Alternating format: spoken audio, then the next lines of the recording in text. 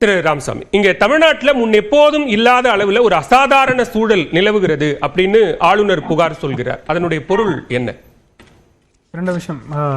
பிரசன்னா அவர்கள் பேசும்போதே சொன்னாங்க, ஆளுநர் வந்து கான்ஸ்டியூஷனோட டிஃபெண்டர், ப்ரொடெக்டர், பாதுகாவலர் அப்படின்னு. அப்போ அதே ஆளுநர் தான் வந்து உச்சநீதிமன்றம் சில நாட்களுக்கு முன்னாடி மாண்புமிகு நீதிபதி ஓகா அவர்கள் கேட்ட கேள்வியே கேட்டிருக்காரு. இந்த மாதிரி தவறு செய்தவர்கள், குற்றம் செய்தவர்கள் பெயிலில் இருக்கும்போது அவர்கள் வந்து இந்த பதவி ஏற்கலாமா இல்லையா அப்படின்ற அந்த கேள்விகளையும் செந்தில் பாலாஜி அவர்களை சார்ந்து கேட்டிருக்கார். பலர்கிட்ட இருக்கிற ஒரு காமன்சிக்கலான பொசிஷன், பொன்முடி அவர்கள் போன்றவர்கள் வந்து மறுபடியும் பதவி வைக்கலாமா இல்லையா அப்படின்ற அந்த கேள்விகள் இருக்கு. ஸோ அந்த மாதிரி கேள்விகளும் வந்து அவர் ப்ரொடெக்டராக செய்த வேலை அப்படின்னு பார்க்க வேண்டிய தேவை ஒன்று.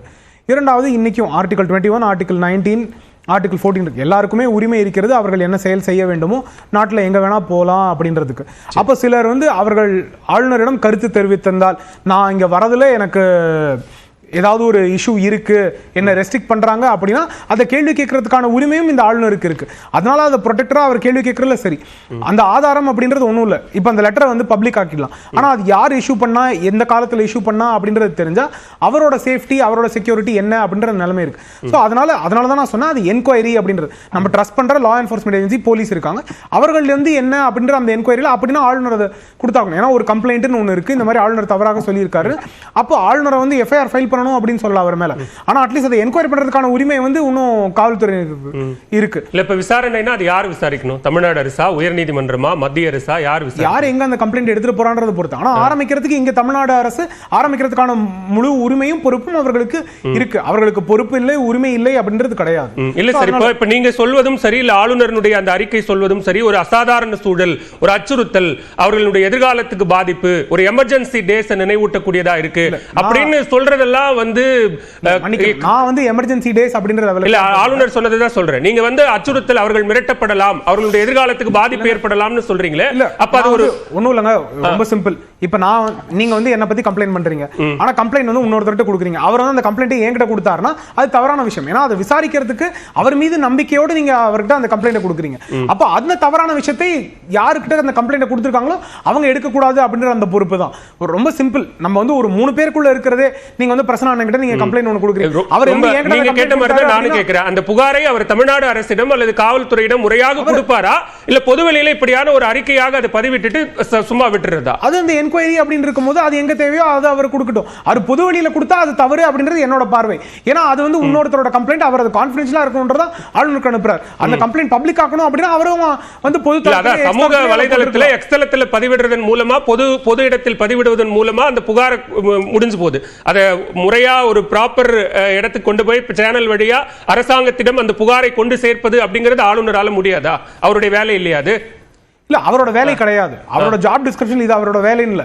ஆனா அவர் இந்த மாதிரி ஒரு தவறு இருக்கு. ஆனா பொதுவெளியில என்ன வேணா சொல்லலாம். இல்ல, மாநாடு நடத்துறது அவர் வேலை இல்ல. இல்ல இல்ல பிரச்சனை இருங்க, முடிச்சிட்டு இல்ல, பொதுவெளியில என்ன விமர்சனத்தை வேண்டுமானாலும் வைக்கலாம். ஆனால் அதை அரசாங்கத்திடம் உரிய முறையில் கொண்டு சேர்ப்பது அவருடைய வேலை இல்லங்கிறீங்க. ஆரம்பிக்கும் போது நான் ஃபர்ஸ்ட் ஸ்டேட்மெண்டே ஆளுநருக்கும் பொறுப்பு இருக்கிறது, அவர் என்ன ஸ்டேட்மெண்ட் வேணா சொல்லலாம் அப்படின்னு ஆரம்பிக்கல. சோ என்னோட ஸ்டேட்மெண்ட் திரும்பி ரீஇட்டரேட் பண்ணிக்கிறேன்.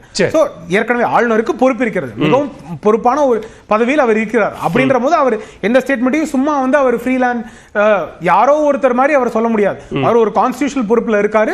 அவருக்கு வந்து எப்படி கான்ஸ்டிடியூஷனை டிஃபெண்ட் பண்றதுக்கான அதிகாரமும் பொறுப்பும் இருக்கிறதோ அதே மாதிரி அவரோட ஸ்டேட்மெண்ட்டும் மிக பொறுப்பு மிக்கதாக இருக்க வேண்டிய தேவை இருக்கிறது. அதனால அதுல மாற்று கருத்து கிடையாது. ஆனா நான் சொல்றது இவ்வளவுதான். நீங்க வந்து பப்ளிக்கான ஒரு ஸ்டேட்மெண்ட் அவர் பொதுத்தளத்துல போடலாம்னு டெஃபினட்டா கூடாது. அதை என்கொயரி பண்றதுக்கான தேவை இருக்கிறது. அது சரியான ஏஜென்சி அதை என்கொயரி பண்ணணும். அது சரியா தவறா அப்படின்றத விசாரிச்சு அது உண்மை என்ன அப்படின்றத சொல்ல வேண்டிய தேவை இருக்கிறது. ஒண்ணும் இல்ல, இதேதான். இப்ப என்னன்னா, இது வந்து ஒரு ஹிப்போக்ரிட்டிக்கல் சிச்சுவேஷன் தான். இன்னைக்கு இருக்கிற அரசு வந்து கான்ஸ்டிடியூஷனல் டிஃபெண்டர் இவருக்கு வந்து ஒரு பொறுப்பு இருக்கிறது அப்படின்லாம் சொல்லிட்டு இருக்காங்க. ஆனா கான்ஸ்டிடியூஷன் வந்து அவர் ஒன்றும் பிரேக் பண்ணதா இன்னைக்கு பொசிஷன் கிடையாது. அந்த ஒரு அகாடமிக் உச்சநீதிமன்றம் நீங்களும் நடத்தலாம். அரசு சொன்னது விட்டுருங்க, உச்சநீதிமன்றத்தினுடைய தீர்ப்பு என்ன? மன்னிக்கணும், ஒரு அகாடமிக் கான்ஃபரன்ஸ் நீங்களும் நடத்தலாம், நானும் நடத்தலாம், ஆளுநரும் நடத்தலாம். அப்ப அந்த இதுக்கு அவர் யாரை வேணா இன்வைட் பண்ணலாம், அவர்கள் அதுல பார்ட்டிசிபேட் பண்ணலாம். அது வந்து கான்ஸ்டிடியூஷனல் வயலேஷன் கிடையாது அப்படின்னு சொன்னா அது டெஃபினட்டா தவறு, சட்டப்பூர்வமாவும் தவறு. சோ அது வந்து ரொம்ப கேலிக்கு விதமா இருக்கு. அந்த மாதிரி ஒரு ராமசாமி மெய்யப்பன் சில வழக்குகளை உதாரணம் காட்டினார். அமைச்சர் வழக்குகளை, பொன்முடி, செந்தில் பாலாஜி வழக்குகளை உதாரணம் காட்டினார். 10 மாத காலங்கள் செயலற்று இருந்தார் ஆளுநர்னு உச்சநீதிமன்றம் தன்னுடைய தீர்ப்புல சொல்லி இருக்கு. அதை பார்க்க வேண்டாமா, அதை கன்சிடர் பண்ண வேண்டாமான்னு தான் நான் கேட்கிறேன்.